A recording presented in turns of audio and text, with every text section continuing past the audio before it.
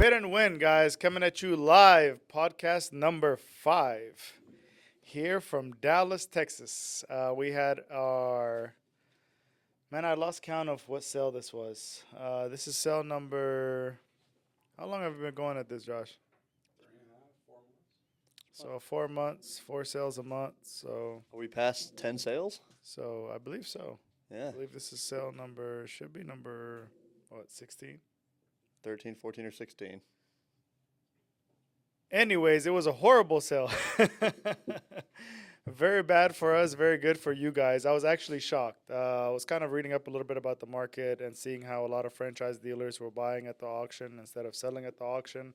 So I know that the demand for the used car inventory was going up, at least my thought was.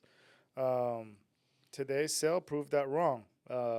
So I got to educate myself on the market trends and you could never know. There's a lot of factors that go into it as far as supply and demand and which way the economy is going and which ways are the consumers going. Are they being more conservative? Are they actually spending money to buy new cars, and Labor Day holiday, are the buyers in town? Are they out of town?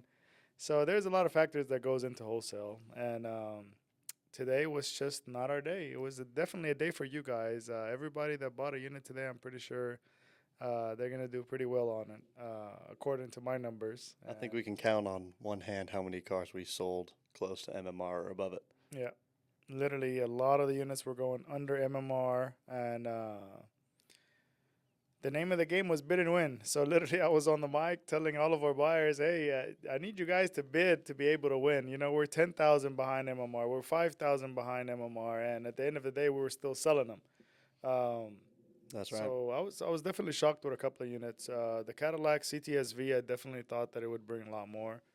It didn't, and we still sold it at the end of the day. The Punisher Z06, that did well, and I didn't think it was gonna do that well. Um, so a lot of units that I was thinking that they were gonna do well, and they really didn't. 2024 Suburban RST, 59,000 miles. MMR was at 52,000. Didn't even bring anywhere close to that. Another Suburban 22 RST, 42,000 miles. MMR was 55.5. Didn't bring anywhere close to that. We were barely even scratching the 50s in some of these trucks. But surprisingly, a 22 Nissan Frontier with 48,000 miles did better than MMR. So I guess, we had our ups, we had our downs. At the end of the day, we still sold every last one of them. But the market is definitely shifting, and we're definitely going to have to do some research and educate ourselves, because at the end of the day, even when we're shooting offers to anybody that's sending us a car for us to buy, we're paying at MMR or a little bit below, but not 5, 10,000 below. Um, so that's definitely something that we have to look into, readjust as the market is shifting. We have to make sure that we educate ourselves and make sure that we're up to par as far as the consumers and what our buyers are looking for. Absolutely. Summer's over. Bid and wins only existed so far in the nice summer months.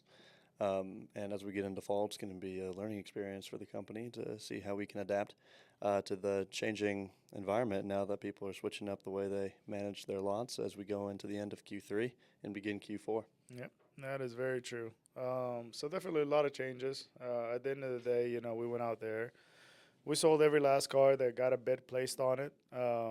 So all of our buyers were pretty happy. I mean, I could see a few of them writing messages to the auctioneer, and I definitely thanked a lot of people, from, our Carvana buyers to our drive time buyers to, our franchise buyers as well. So it was definitely a good day for you guys. But Absolutely. business has its ups and its downs, and you got to just work with it and keep pushing. That's for sure. And what do you think was the biggest loss, or I guess biggest win for one of our buyers today? It was on the F250, that black one. It was a black on black, Lariat, leather nav, roof, decked out truck, really nice, good miles were on it, clean Carfax. I believe it was a one owner truck. And yeah, we let it go at I think it was 5,000 below MMR. Definitely took a hit on that one. That hurts. Yeah, but bad for us, good for you. And as business goes, wholesalers, franchise, dealers, retailers, you guys are here at the auction to make sure that you can buy the cars for the cheapest cost that you can get it for. So you can make sure that you do your recon and what's necessary for you to do to be able to retail it to your customers. So um, definitely a good day for you guys. But at the end of the day, we sold every last car that we got a bid on. So that was always good. Except one Porsche. I know a buyer was messaging me about a Porsche, run number 2764, if I'm not mistaken. And he was asking where was the car. The auction couldn't figure out how to jumpstart the car. Someone left the switch on. And I asked like three different people, hey, it's a Porsche. Open the driver door, fuse box cover, pull it out, red fuse, pull it, put a jump box to it. Do not try to start the car. Pop open the front trunk, put the jumpers to the battery. Then the car, you could start it and then go ahead and pull it in. But none of them could figure it out. So definitely look out for that Porsche. We will have it running next Wednesday. What was it? A Cayenne or a Panamera It was a. or 911? You know what? I got the list right here. Boxster. I will tell you right now. It was a 2018 Porsche 718 Boxer, 53,000 miles. Black, right? Yep. That's Yeah. a good looking car. That's a nice rig, right? Yeah, and they couldn't figure out how to get it started. So sorry about that, but technical difficulties on auction side. But we'll definitely get that car up and running. Make sure it has a new battery in it, and make sure it runs through lane on Wednesday. Yeah, that's a really good looking car. Yeah, a lot of times I don't want to sell a car on the screen because a lot of the buyers, they think, hey, something's wrong with the car, that's why it's not running through the lane. But sometimes it's hiccups like this, They can't figure out how to jumpstart a Porsche to bring it into the lane, or, they can't find the key for the car. Somebody walked off with the key and they have to locate it and get another key made or whatnot. But as our buyers go, if I run it on the screen, then they think something's wrong with the car. Car is not, green light and running and driving. But these cars do get to auction running and driving, do get pictures running and driving, get washed running and driving, and get put on spot running and driving. But between the point of the car being put on spot and actually auction day running through the lane, then you have all of the unfortunate things that happen. People that either walk away with the keys, people that jumpstart cars backwards, people that pull fuses and relays for the cars not to come to the auction lane, thinking that, hey, they're going to run it on the screen and nobody's going to bid on it and I'm going to buy it for cheap. But these are the things that we deal with on a weekly basis. It's sad, but, that's what happens. It's part of the beast, man. When you're doing these wholesale auctions, you're not really customer to customer or Yep. seller to customer. So things can happen, and Yep. that's just the nature of it. No, that's for sure. Another one that was also a shocker for me was that 2020 Porsche Cayenne Turbo. 35,000 miles. MMR was 63,500. Great looking car. And I think we couldn't even get like 60 grand on it or something like that. Ouch. Yep. It was a nice So- Cayenne, like turbo coupe as well. Had the fastback on it. Yep. It was white too. Good perfect looking spec car. here. Perfect for Texas. The as well. Maseratis. Man. Dude, we dropped the Maserati down to like 10 grand, like cheaper than a Honda Civic. And I'm not talking about Maseratis with a gazillion miles. Like this was a 2013 with 16,000 miles. Another one, Gran Turismo Sport Coupe. Another one was a 2010 with 39,000 miles. Like, Do you remember what that 2013 went for with 16,000 miles? I don't even think it sold, to be honest with you. That's a practically brand new We car. dropped that car. MMR is 30,400, and I think we dropped it down to like 18,000, and nobody was bidding on it. The Maseratis are hard. They have such a weak retail status because they're just a lot of buyers aren't confident in the product on a used standpoint, even with low miles and stuff like that.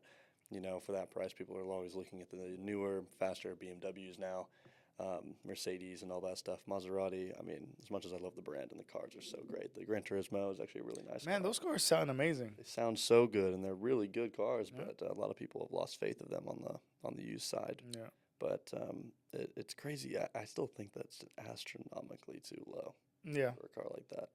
No, I definitely wanted with a 30,000 MMR dropping it down, to where we dropped it down to. And so, yeah, the market is definitely taking a shift. So I definitely got to do some more research, educate myself, figure out what's going on. I'm going to blame it on the Labor Day holiday. People are hungover, man. It happens. That's People exactly drink. what I'm going to go by is a lot of the buyers were not in town. That's the excuse that I'm going to use for this sale because Well, hopefully people are excited now because they just saw all their buddies get screaming deals from lanes 27 and yes, 28. Come yes, see us next week. yeah, for sure. Come see us next week, guys. We appreciate you guys for being with us. At the end of the day, bad for us, good for you, but we will continue to do everything that we can do to make sure that we keep up with the same model that we have going on, bid and win. At the end of the day, we're letting them go for what they bring. Absolutely, and bid and win, that's the name of the game, y'all. I mean, we're sitting here loathing over losing, but really what it does is it helps us garner more buyers like y'all.